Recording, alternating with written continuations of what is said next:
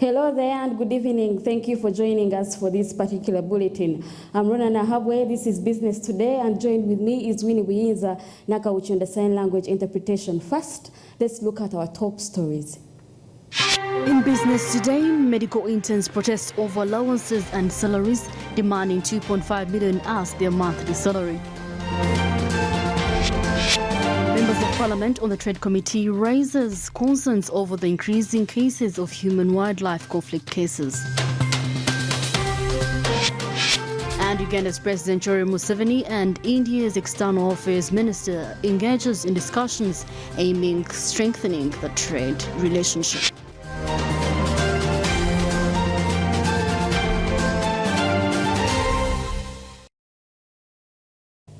You're welcome once again to Business Today. I'm Rona Nahabwe, and in Business Today we're going to be joined by John Bosco Kalisa, the CEO of the East African Business Council, to understand and digest ways on how we can combat counterfeit products. Now, let's begin with our top story. Now, medical interns protest over salaries and allowances. Medical interns have today protested, demanding 2.5 million as their monthly salary and deployment in various hospitals. Frank Asime, the president of the Association of Surgeons of Uganda, says that the government is committed to paying 50% of which they have failed to fulfill.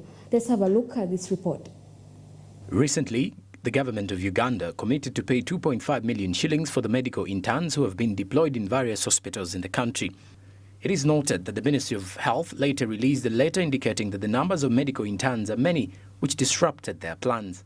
The ministry also issued an announcement that there will be delay of deployment of medical interns in hospitals due to shortage of funds that was being indicated, which is not yet released.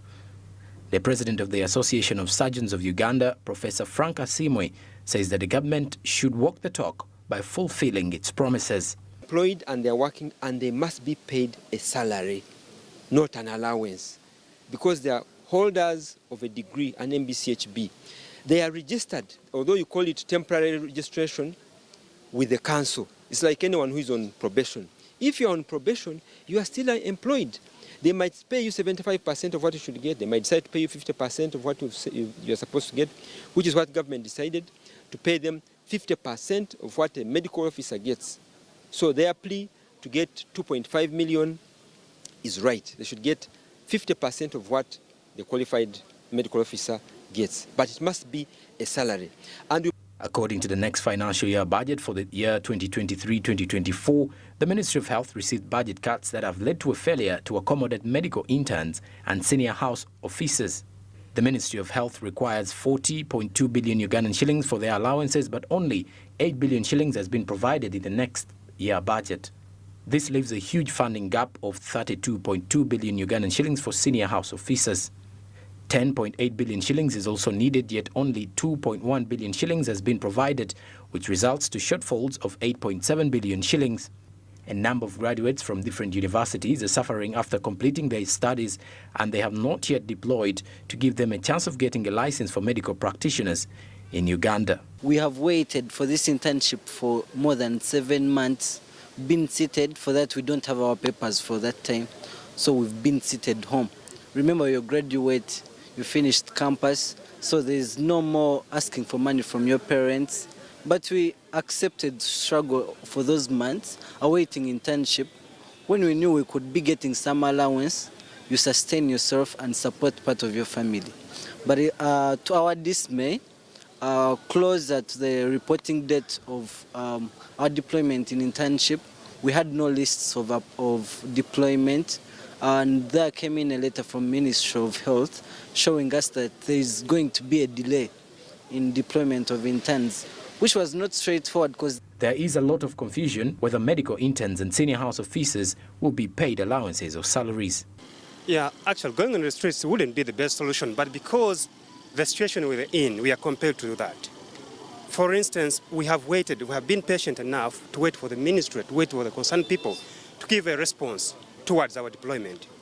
But to our surprise, we are getting miserable information from the ministry, from the people who are concerned, when they tell us they are not ready to facilitate our internship. And the delay of the release of the list for internship, it's really leaving us into a situation that in a state of confusion. We don't know whether we're going for internship or not. They should bet. The allowance was increased to 2.5 million. When you take away the taxes, take home is around about 1.8 something, yes, which is still within short, given the system that we live in, the environment and whatsoever. But let them provide that for now, then we can see what we could do later. Furthermore, young upcoming doctors advise the Ministry of Health to revise their concept and come up with solutions.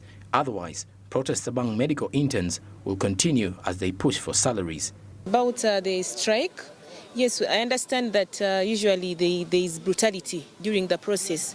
But I think where we have reached, we need to do this. We are ready to face anything because we have been at home for quite a long time. We are living a life of uncertainty. We are not sure where this all is going, and yet it is mandatory for us to do internship. And even if you leave alone the bit of it being mandatory, the task force is needed at the facilities, at the hospitals. The fuel that the hospitals run on is by the interns in whatever specialty they are in. So we shall still stand the brutality that might come with it, whatever that is going to come, we are ready to face it as long as we get deployed. Because like you know, we are young individuals, we need to move on with life. We need to go for internship, get a license, learn to practice. Right now we can't practice because we do not have the license. Okay, and the issues that have been raised, I want to comment about one, the issue of numbers, that the numbers are a lot. So we are asking, what is the ministry doing about the fact that these numbers are a lot? I think they have failed somewhere to regulate. The regulation should be at the point of entry. After that, they should follow up. Third year, how many do you have? By the time you reach fifth year, you should have an idea of how many doctors are getting out, and you should have planned for them right from the moment they enter, right from the time that you let them enter. So we as interns, as of now, we do not have any question to answer on that. It is a problem created by them, and they need to get issues. They need to get solutions for the problem that has been created. Samuel Kirimonda, Joram Posonko, Business Today. Away from that, let's look at the Tourism Ministerial Statement. Members of Parliament and the Trade Committee have raised concerns over the increasing cases of human-wildlife conflict, which are now totaling to around 7,795. This happened during the presentation of the Ministerial Policy Statement of the Ministry of Tourism, Wildlife and Antiquities. Let's have a look at this report. How far have you gone in the implementation of this? Because we are actually proposing this money be collected from travelers leaving the country. While presenting to the Committee of Trade, officials from the Ministry of Tourism have pleaded to the committee for additional funding because they project to make a total of $5.1 billion in revenue annually by the year 2028. Like what we presented in our document, that if we're getting around 140 billion, by the year 2028 we'll be able to bring in around $1 billion annually from 1.6 being given. So the strategies are there, and I'm saying the committee at least have supported us now with the development budget, in the source of the Nile. Because one of the ways you have to spend more is by having quite a number of products than what you already have. On the other hand, legislators have raised concerns over the increasing cases of human-wildlife conflict every now and then, despite money being appropriated to find a solution to the above. If the fence is not working and we are still spending on electric fences, what is the long-term solution? Share that the instances of human-wildlife conflict have increased alarmingly from about 2,000 cases 5 years ago to now 7,705. I thought the intervention of, for instance, the electric fence, even when we still need more kilometers of electric fence, I thought what we have done so far would be able to reduce the cases. According to legislators, Wildlife Authority has failed to find a solution to the increasing number of animals in different national parks, which have become a danger to the environment and the people in search of grazing areas. What plans do we have for the increasing population of animal species, which I think is really a good thing. When we go out there, we see these animals. You see so many buffaloes, you see so many antelopes, you see so many, and it may be already is the reason why we're having increased animal and human conflict. But what is the overall plan? I think the MPs have also expressed their displeasure over the laxity of Ministry of Tourism in promoting the beauty of Uganda, comparing it with Dubai, which has no wildlife to offer but doing so well as far as tourism is concerned. A lot of animals, wildlife, culture, even the food itself. Now, the issue is like this. In Dubai, there is nothing that is allowed to go to social media, which spoils the what? The tourism sector. In their response, the Executive Director of Wildlife Authority has acknowledged the issue of human-wildlife conflict and promised the legislators that they are working hard to bring down these cases through sensitization, drilling trenches, building electric fences, among others. He adds that UA has a compensation budget that has so far seen 75% of the cases compensated. First and foremost, the population of people and wildlife is on the increase, so the interaction is likely to grow. And as people get closer to protected areas, and as wildlife gets out of protected areas, that interaction means the cases of human-wildlife conflict will grow. Secondly, we as an institution have gone ahead to create awareness among the population. The committee is to meet the Ministry of Finance together with Ministry of Tourism to finalize the budgeting process of this sector. Smart24 TV, Business Today. Anifa for that report. Now, away from that, His Excellency Yoweri Museveni and India's External Affairs Minister, Dr. Jai Shankar, recently engaged in discussions aimed at bolstering the ties between the two nations. The meeting, which occurred at President Museveni's residence in Chirihura, focused on enhancing cooperation in areas such as industrialization, agribusiness, and the pharmaceutical industry. During the meeting, President Museveni acknowledged the long-lasting positive relationship between Uganda and India and expressed his pleasure in welcoming the Indian minister in Uganda. The president also expressed Uganda's willingness to collaborate with India in the areas of minerals, agribusiness, specifically focusing on value addition. What we want is to private companies, not necessarily government, private companies to add value. Right. To coffee, to textiles, to fruits, right. to cereals, for animal feeds and for pharmaceutical purposes. Furthermore, President Museveni emphasized the significant benefits of partnering with Uganda, citing the country's expansive and readily accessible market within East Africa community and beyond, in addition to the Indian market. This presents a unique advantage for the potential investors and businesses looking to expand their operations in the region. Community. So when you invest in Uganda, or any one of them, then you have the whole market of Uganda, the market of East Africa, the market of the whole of Africa.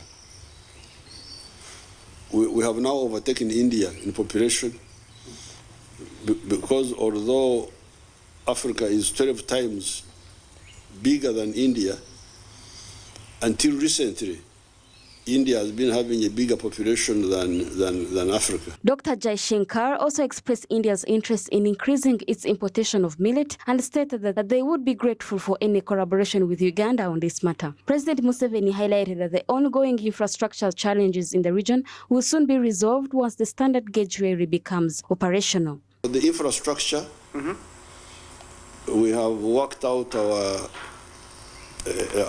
we are going to build a standard gauge railway to link with Tanzania and with Kenya, and also with South Sudan and with Congo That's one big project. And then the hydro. The minister also highlighted various opportunities available for exploration, with particular emphasis on the pharmaceutical industry. He noted that numerous Indian companies have expressed a keen interest in investing in Uganda's pharmaceutical sector. Vaccines, therapeutics, all that huge area where we make money out of disease. Yes. So if there are diseases, then we could make money out of them. Other people have been doing it for a long time. Yes. So this is the whole huge area of the private companies. We are also interested in expanding our cooperation, seeing other areas where we can be of mutual help, any projects which your Excellency feels we can undertake, any way we can contribute to the development of your country. It will be a practical way of expressing our solidarity and friendship. Of the sectors that you mentioned, pharmaceutical is of course something where actually partly because of COVID, the sector has grown very much in the last 3 years. So Your Excellency is quite right that the disease and pathogens create value if you know how to do so. I know many of our pharmaceutical companies are looking for the right location in Africa, because finally medicine needs people. I mean, you cannot be very far away from people, and increasingly there is an element of local acceptance. Yes. I would say, Excellency, a lot of what you said, I would be very happy to look at. Speaking of the pharmaceutical industry, experts note that there is a scarcity of professional personnel. Perhaps that could be an area of interest for the Indians who might want to invest. Pharmaceutical sector is one of the sector that remained operating throughout all the lockdown. So people observed and thought that maybe it is lucrative. So we've had very many people, both pharmacists and non-pharmacists, trying to venture into the pharmaceutical business. So that is observation number one. So this increase in pharmacies has brought us to a second observation. There has been scarcity of pharmacists. That has never happened before. Right now, when you're opening up a pharmacy, it is very hard to get a supervising pharmacist. This kind of business, by law, cannot operate without somebody overlooking it. And that person who overlooks that business is called a supervising pharmacist. So this year we've had a big scarcity of supervising pharmacists. So scarcity has led to a demand in the increase of salary. During the meeting, the Indian minister also suggested to President Museveni that member countries should prioritize discussions on common issues such as health and food security during the upcoming summit, which is scheduled to be hosted by Uganda next year. Ronana Habwe, Smart24 TV, Business Today. Now, the East African Business Council has said that the East African states lose between $500 million to about $1 billion from counterfeit products, most of which are fast-moving consumer goods. Now, we are joined live by the East African Business Council Chief Executive Officer, that is John Bosco Kalisa, who I will give an opportunity to further introduce himself to help us understand the challenges brought by the trade in counterfeit and how to forge a way forward. Thank you, Mr. Kalisa, for joining us and finding time to speak to us. Thank you very much, Lona. Good evening, everyone. I'm John Bosco Kalisa. I'm the Chief Executive Officer of the East African Business Council. Very excited and grateful for this moment when we are discussing important issue that affects our region in terms of illicit trade. Indeed, as you mentioned, that illicit trade, the region almost loses up to $1 billion United States dollars due to the cost of illicit trade. These are substandard products that we import in our region, some being used through what I call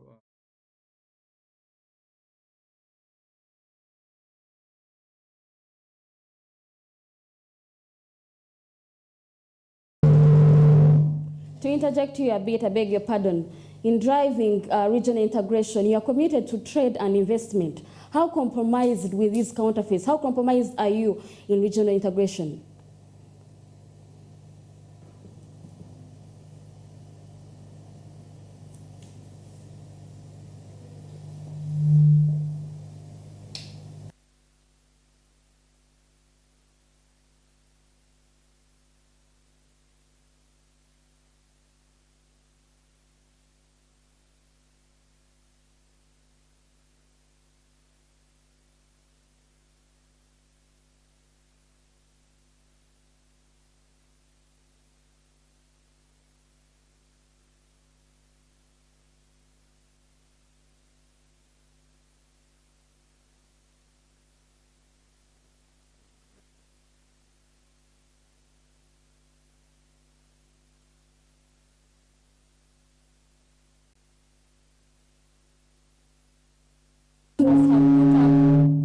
A formidable fight so far.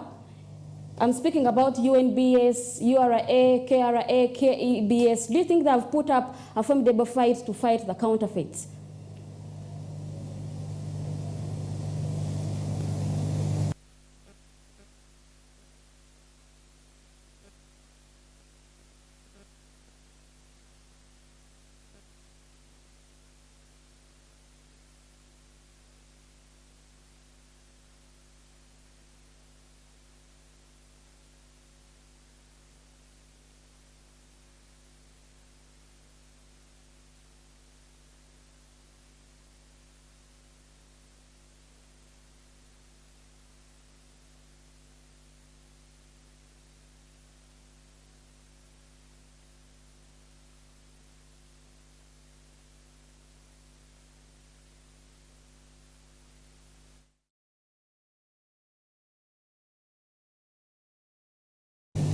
Well, that's all we heard from John Bosco Kalisa, the East African Business Community Council, the CEO. And of course, we're going to be bringing you more conversation in regards to that as far as curbing counterfeits in concern. You just have to stick around with Smart24 TV to be sure to get the update. Now, moving forward with KCCA on road maintenance, in order to reduce the traffic congestion and improve the overall efficiency of the transport system, Uganda National Roads Authority and the Kampala Capital City Authority have committed to increase efforts in road maintenance to better the transportation system. Martha Nimsima has more of this report.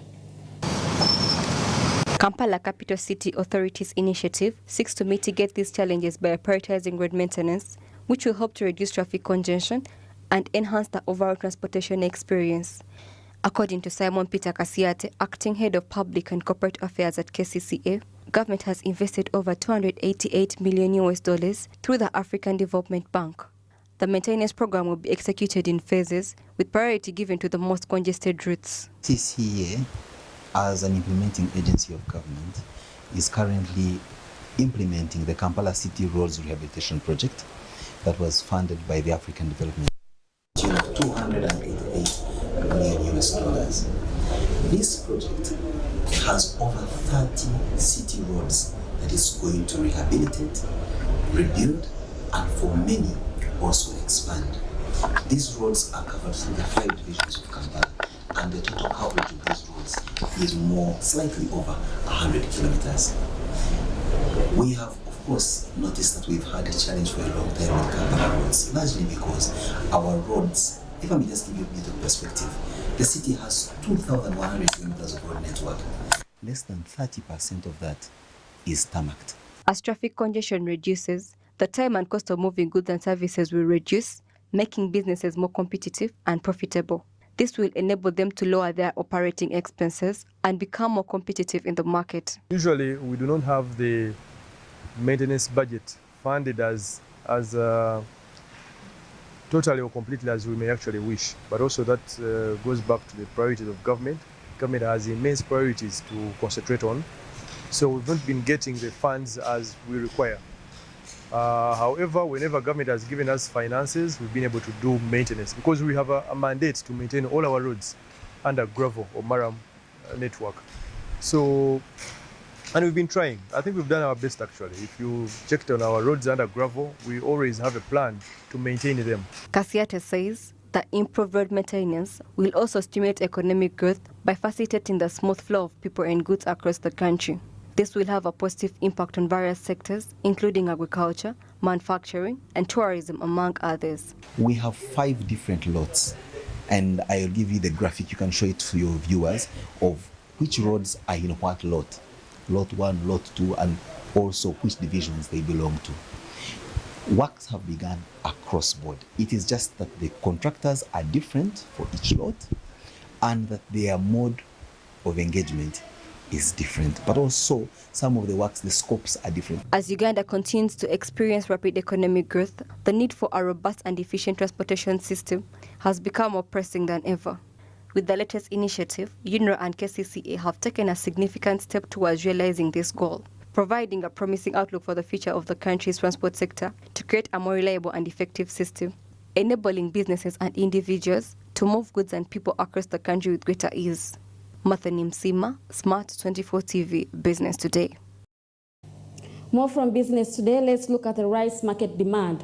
Now, due to Ugandan farmers' inability to produce enough rice to meet the needs of the entire population, Uganda imports the majority of the rice it consumes from Tanzania, South Korea, Pakistan, and China, of which around 95% of the country's consumption. As a result, rice traders in Uganda have asked the government to set up irrigation schemes for farmers to boost the rice production. Naomi Mutumba has more of this story.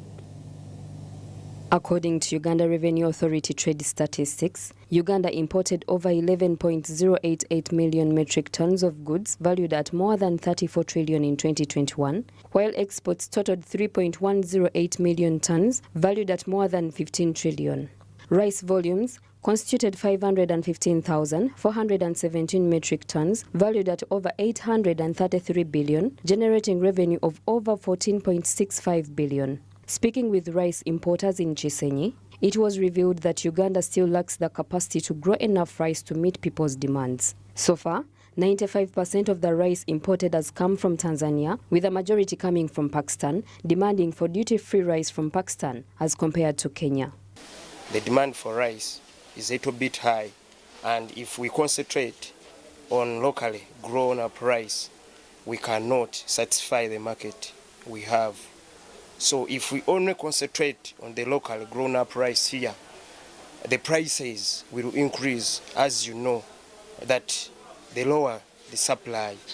If the demand exceeds supply, automatically the prices will exorbitantly go higher. Previously, Uganda's rice imports from ESC region member countries were subject to a 6% withholding tax and an 18% VAT rate. However, rice grown and processed within the ESC region currently attracts no import duty or VAT, but must pay a 6% withholding tax. However, the prices charged on imported rice continue to affect traders.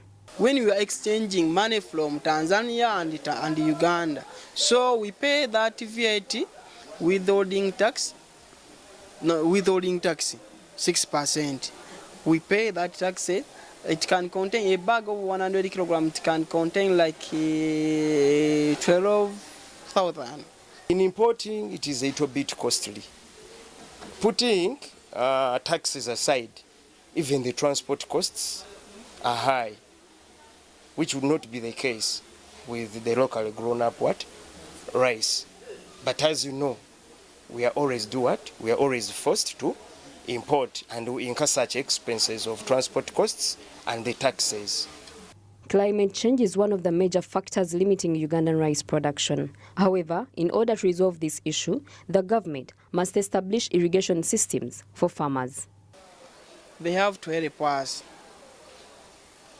to bring nearer the other systems like irrigation system, because nowadays we cannot wait the season to be started. We don't have season right now. We cannot wait the rain to start raining. You know, it can rain like 2 days, and the sunshine started seriously. So that climate change, it is a big problem here in Uganda. I call upon the government of Uganda to come up with initiatives like starting up irrigation schemes to help our farmers, because I will invest my money where I expect certainty, where there is certainty.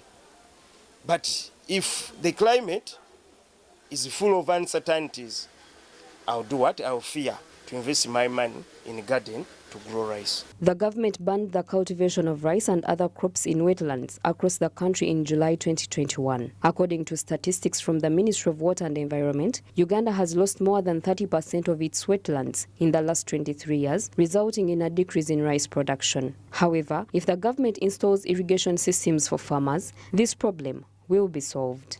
Naomi Mtumba, Smart24 TV, Business Today.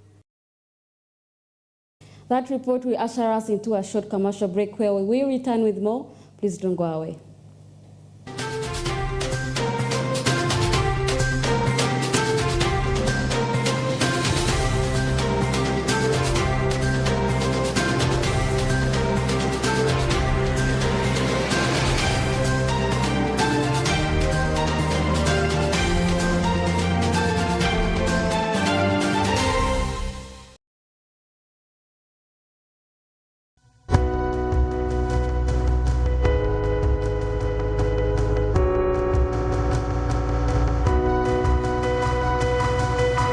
Smart24, driving business.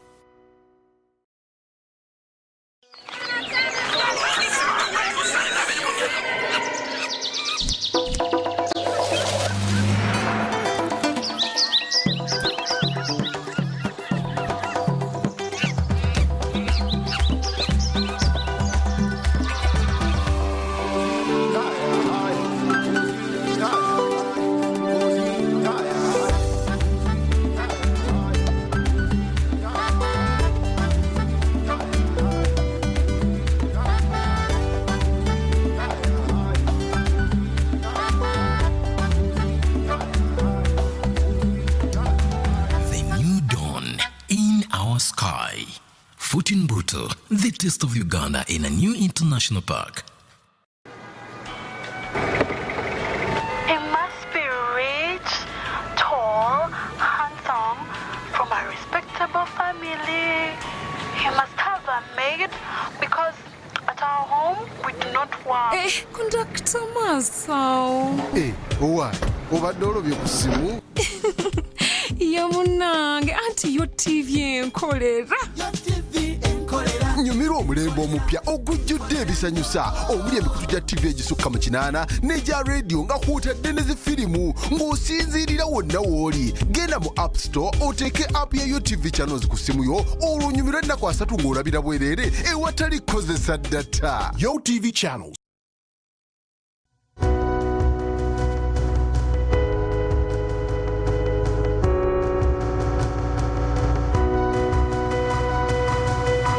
Smart24, driving business.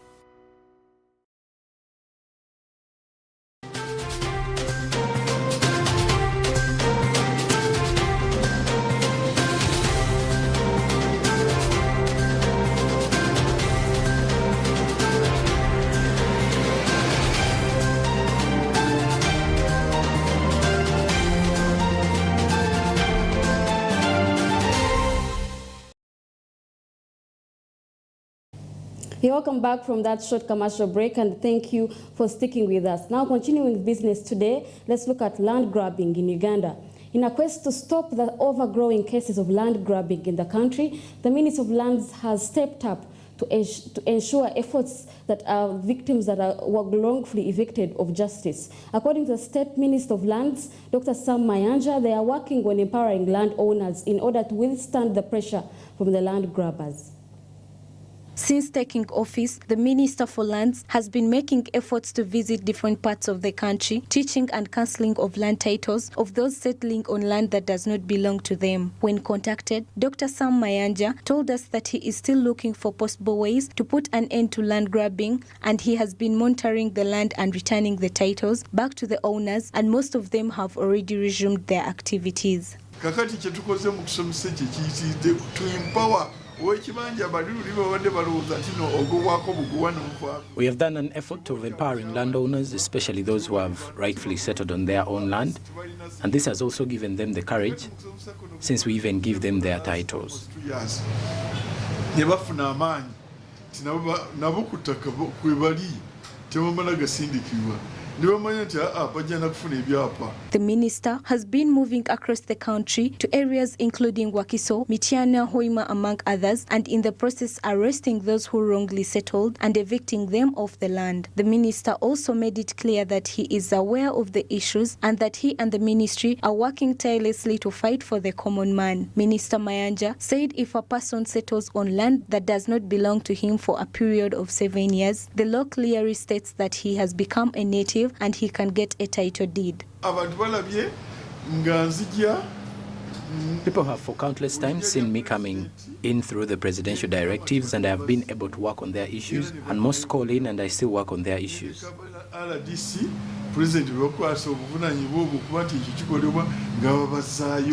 Meanwhile, in response to what the media has been reporting about the Uganda prisons force grabbing land in northern Uganda, the prison's boss Mbeine was quick to rub it off and revealed that it was a presidential directive for the prisons to grow food as an emergency for food shortage in the future. I got about 4 or 5 calls from the journalists from northern Uganda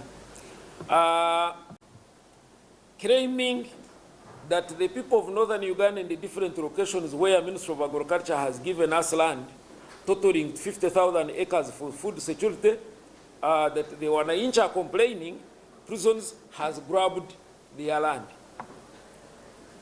Last time I was here talking about it, and I'm repeating it again, that allocation was a presidential directive to Ministry of Agriculture to give 50,000 acres to Uganda Prison Service to grow food for government under the food security and safety. Even 2 silos are being assembled, one in Rugore, Patiko, another one in Rwimi. When that food is ready, it's supposed to be kept in those silos, just in case there is an emergency of food shortage in any part of the country.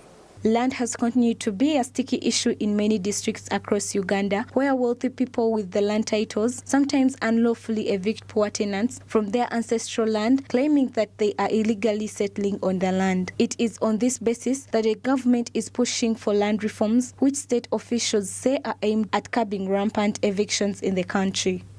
Bernia Katsime, Smart24 TV, Business Today. Now, as Africa features among the continents that have piles of debt, Burundi has as well received a loan from the IMF, that is the International Monetary Fund, to a tune of $261.7 million. This will aid in their economic recovery.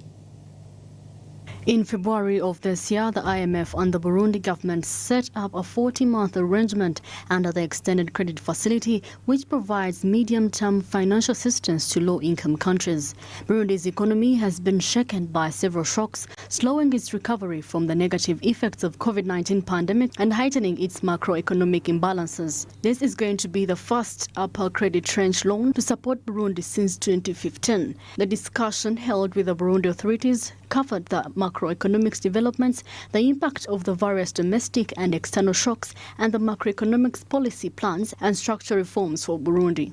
With the inflation which aided the deficit, Burundi's GDP lowered by 1.8% last year from 3.1% in 2021. The Extended Credit Facility Program aims to support the calibrated macroeconomic policy mix to restore external stability, strengthen debt sustainability, while supporting economic recovery from shocks and creating fiscal space for accelerated and inclusive growth. Now, away from that, let's look at the IMF spring meetings that bring together global leaders from diverse sectors to discuss pressing issues and diverse solutions for growth, equity, and the prosperity commenced yesterday at Washington, D.C., and the discussions that are still ongoing are expected to highlight several challenges facing the global economic countries. The spring meetings between IMF and World Bank Group commenced yesterday at Washington, D.C. The week event theme is Building Resilience and Reshaping Development. The discussions at the IMF spring meetings highlighted several challenges facing the global economy. Persistent inflation has resulted in a cost of living crisis affecting everyone, but excessively hurting the poor and most vulnerable. Slower growth is bringing the problem, making it difficult to recover from the pandemic's economic fallout. The record high debt is also holding back developing countries, limiting their ability to invest in vital infrastructure and social programs. Because we do have a significant inflation problem, that means central banks have to continue to keep interest rates higher to combat it, and that is on the way of restoring the prospects for robust growth. We have seen that this rapid transition from low interest rates, abundant liquidity to high interest rates and much less available liquidity has exposed vulnerabilities in the financial sector. That made the task of policymakers even harder. That's a concern, and right now that's the direction of travel for the world. As it looks to stop the globalization and to reverse it, the risk is that it will come out with unproductive structures, and that also will weigh on world growth. Furthermore, the effects of climate change are threatening lives and livelihoods around the world, and urgent action is required to mitigate these impacts. The global leaders discussed how climate change is a cross-cutting issue that affects various sectors of the economy, and highlighted the need for countries to prioritize climate action in their development plans. Despite these challenges, the discussions at the IMF spring meetings emphasized that there are opportunities for growth, equality, and prosperity. The global leaders discussed the importance of ensuring access to vaccines for all, promoting digitalization and innovation, and investing in human capital. As we are coming close to the end of business today, let's look at our top stories. In business today, medical interns protest over allowances and salaries, demanding 2.5 million as their monthly salary. Members of Parliament on the Trade Committee raises concerns over the increasing cases of human-wildlife conflict cases. And Uganda's President Yoweri Museveni and India's External Affairs Minister engages in discussions aiming strengthening the trade relationship.